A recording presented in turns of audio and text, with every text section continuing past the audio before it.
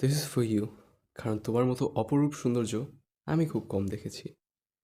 একই অপরূপ শূন্যতার স্বপ্নে বর্ষা রাতে আমি ভিজে ভিজে